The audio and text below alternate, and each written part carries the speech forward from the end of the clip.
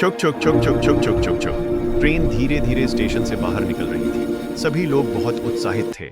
Mister अजीज और उनका परिवार आखिरकार अपनी लंबे समय से प्रतीक्षित यात्रा पर जा रहे थे। उन्होंने इस छुट्टी की योजना बनाई थी और लगभग 3 महीने से इसका इंतजार कर रहे थे। वे बहुत खुश थे क्योंकि मिस्टर अजीज के भाई मिस्टर करीम और उनका परिवार भी उनके साथ जाने का फैसला किया था। दोनों परिवार एक दूसरे के साथ बहुत अच्छे से घुल मिल जाते थे। वे अक्सर साथ में पिकनिक पर जाते थे, लेकिन यह पहली बार था जब उन्होंने 10 दिन एक साथ बिताने का फैसला किया था। सभी का मूड बहुत अच्छा था। उन्होंने ट्रेन में एक पूरा डिब्बा बुक किया था जिसमें एक अटैच्ड बाथरूम भी था। बड़े लोग उस गांव के बारे में बात कर रहे थे जहां जाने की उन्होंने योजना बनाई थी।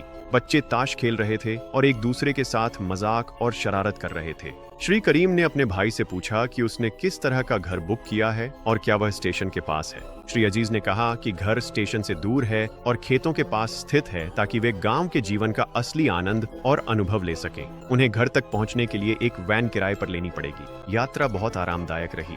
सुबह वे पटनी पहुंचे। ट्रेन से उतरते समय सभी बहुत उत्साहित थे। स्टेशन छोटा और धूल भरा था। स्टेशन पर केवल एक कुली था जिसने उनका सामान उतारने में मदद की। उसने उनसे पूछा कि वे कहां जाना चाहते हैं। जब श्री अजीज ने उसे बताया तो उसने अजीब ढंग से उनकी ओर देखा और पूछा, क्या आप निश्चित हैं साहब? कुली उन्हें बाहर ले गया और एक वैन चालक को ढूंढा। उसने वैन चालक को बताया कि ये लोग कहां जाना चाहते हैं। वैन चालक के चेहरे पर अजीब डरा हुआ भाव था। उसने भी पूछा, क्या आप निश्चित हैं साहब? श्री अजीज समझ नहीं पा रहे थे कि हर कोई यह क्यों पूछ रहा है। वह यह समझने में असफल रहे कि इन लोगों को क्या परेशान कर रहा है। खैर, उन्होंने अपना सामान वैन में रखा और वे भी उसमें बैठ गए। रास्ते में श्री अजीज ने ड्राइवर को बताया कि उन्होंने वह घर 10 दिनों के लिए किराए पर लिया है। ड्राइवर ने उन्हें बताया कि उस इलाके के लोग मानते हैं कि वह घर भूतिया है। श्री अजीज हंस पड़े और बोले कि वे ऐसी कहानियों पर विश्वास नहीं करते। जब वे घर पहुंचे तो उन्होंने जल्दी से अपना सामान उतारा, ड्राइवर को पैसे दिए और अंदर चले गए। उन्हें उस घर में कुछ भी अजीब नहीं लगा। असल में उन्हें वह घर पसंद आया क्योंकि वह बड़ा और हवादार था, जिसमें खेतों और गांव का सुंदर दृश्य दिखता था। उसमें 3 शयन कक्ष थे। श्री और श्रीमती अजीज ने एक कमरा लिया, श्री और श्रीमती करीम ने दूसरा कमरा लिया और बच्चों ने तीसरा कमरा लिया, जो सबसे बड़ा कमरा था। उन्होंने अपना सामान खोला और हल्का सा दोपहर का भोजन करने के बाद वे बाहर बगीचे में घूमने चले गए। शाम को उन्होंने जल्दी रात का खाना खाया और सभी सोने चले गए क्योंकि वे सब बहुत थके हुए थे। अगली सुबह सभी लोग जल्दी उठ गए। नाश्ते के बाद वे खेतों में गए जहां उनकी मुलाकात गांव के कुछ लोगों से हुई। जब उन्होंने इन लोगों को बताया कि वे कहां रह रहे हैं तो गांव वाले हैरान रह गए। उनमें से कुछ ने तो यहां तक कह दिया कि वे वहां से चले जाएं, इससे पहले कि भूत उन्हें किसी तरह नुकसान पहुंचा दें। उन्होंने बस हंसते हुए लोगों से कहा कि भूत जैसी कोई चीज नहीं होती। गांव वालों ने कंधे उचकाकर कहा, अल्लाह तुम्हारी हिफाजत करे, और इस तरह दिन बीतते गए। उन्होंने गांव की ताजी हवा और खेतों की ताजी सब्जियों का आनंद लिया। वे सभी बहुत आराम महसूस कर रहे थे और वापस जाना नहीं चाहते थे। एक हफ्ता बीत गया और फिर अजीब घटनाएं होने लगीं। 7वीं रात को श्री करीम बहुत शांति से सो रहे थे। अचानक उन्हें महसूस हुआ कि कोई उनकी चादर खींच रहा है। उन्हें लगा कि शायद कोई बिल्ली है, तो उन्होंने चादर ऊपर खींच ली और फिर से सोने लगे। फिर वही बात दोबारा हुई। इस बार उन्होंने चादर को ऊपर खींचकर अपने सिर और पैरों के नीचे कसकर पकड़ लिया। जब उन्होंने ऐसा किया तो किसी ने उनका बिस्तर खींचना शुरू कर दिया। अब उन्हें डर लगने लगा और वे समझ नहीं पा रहे थे कि क्या हो रहा है। कुछ देर बाद सब कुछ सामान्य हो गया, लेकिन वे पूरी रात सो नहीं सके। अगली सुबह उन्होंने पूरी कहानी अपने भाई और पत्नी को सुनाई, लेकिन किसी ने उन पर विश्वास नहीं किया। उन्होंने कहा कि इसमें कुछ नहीं है, वह बस उन्हें बेवकूफ बना रहा है। उसने उन्हें समझाने की कोशिश की, लेकिन वे बस हंसकर टाल गए। शाम को सबने फैसला किया कि वे खेतों में टहलने जाएंगे जहां लोग काम कर रहे थे। बच्चों ने शाम की ठंडी हवा का आनंद लिया।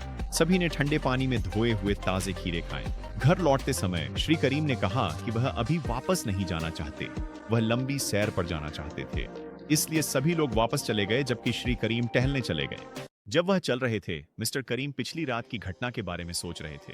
वह गहरी सोच में डूबे हुए थे। तभी उन्हें महसूस हुआ कि कोई उनके पीछे चल रहा है। उन्होंने पीछे मुड़कर देखा, लेकिन कोई नजर नहीं आया। अंधेरा होने लगा था। मिस्टर करीम को अजीब सा एहसास हुआ।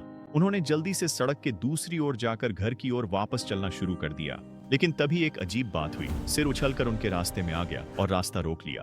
उन्होंने फिर से जल्दी से अपना रास्ता बदल लिया और दूसरी ओर चले गए, लेकिन सिर उछलकर दूसरी ओर आ गया।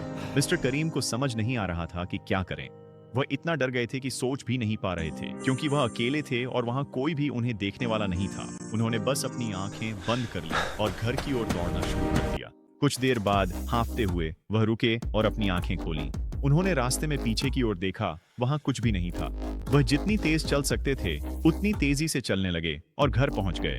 अंदर पहुंचते ही उन्होंने जल्दी से दरवाजा बंद कर लिया। वह कुछ देर के लिए बंद दरवाजे के सहारे टिक गए ताकि सांस संभाल सकें, फिर धीरे धीरे अंदर गए जहां बाकी परिवार के लोग आराम कर रहे थे और चाय बिस्किट के साथ बातें कर रहे थे। जब उन्होंने मिस्टर करीम के चेहरे पर डरा हुआ भाव देखा तो उन्होंने पूछा कि क्या सब कुछ ठीक है। वह बैठ गए और फिर उन्हें पूरी कहानी सुनाई। एक बार फिर सभी ने उनका मजाक उड़ाया और उनकी बात पर विश्वास नहीं किया। उन्होंने कहा कि वह गांव की अफवाहों को अपने दिमाग पर हावी होने दे रहे हैं और कल्पना कर रहे हैं कि वहां भूत हैं। अपनी यात्रा की आखिरी रात जब सभी बच्चे सो चुके थे, मिस्टर और मिसेज अजीज तथा मिस्टर और मिसेज करीम डाइनिंग टेबल पर बैठकर गांव की यात्रा के बारे में बात कर रहे थे, तभी एक रोंगटे खड़े कर देने वाली घटना ने उन्हें स्तब्ध कर दिया। मिस्टर करीम की कुर्सी के सामने और मिस्टर अजीज की कुर्सी के बगल में एक खाली कुर्सी थी जिसे किसी ने बाहर खींचा और फिर अंदर की ओर खींच लिया, जैसे कोई उस पर बैठा हो और कुर्सी को अंदर की ओर खींचा हो। वे किसी को देख नहीं सके। कुर्सी की हरकत के अलावा वहां किसी की मौजूदगी का और कोई संकेत नहीं था। वे सभी बस एक दूसरे को घूरते रह गए। वे एक शब्द भी नहीं बोल सके और सभी चिल्लाने लगे। असल में अगले ही पल मिस्टर करीम नींद से चिल्लाते हुए जाग गए। उन्होंने देखा कि मिसेस करीम उनके बिस्तर के पास खड़ी हैं। जाग जाइए मिस्टर करीम, आपको जल्दी करना चाहिए। हमें अपनी लंबे समय से प्रतीक्षित यात्रा के लिए अब निकलना है। मिस्टर करीम हैरान रह गए। उन्होंने आश्चर्य से कहा, क्या हम वहां पहले से नहीं हैं? डर और भय की वह जगह। मिस्टर करीम पूरी रात सोते रहे और वे सब उनके जागने और यात्रा में साथ चलने का इंतजार कर रहे थे। अब यह स्पष्ट हो गया कि वे सभी डरावने अनुभव केवल उनके अपने सपने का हिस्सा थे। मिस्टर करीम ने मिसेस करीम को उनका बुरा सपना तोड़कर जगाने के लिए धन्यवाद दिया।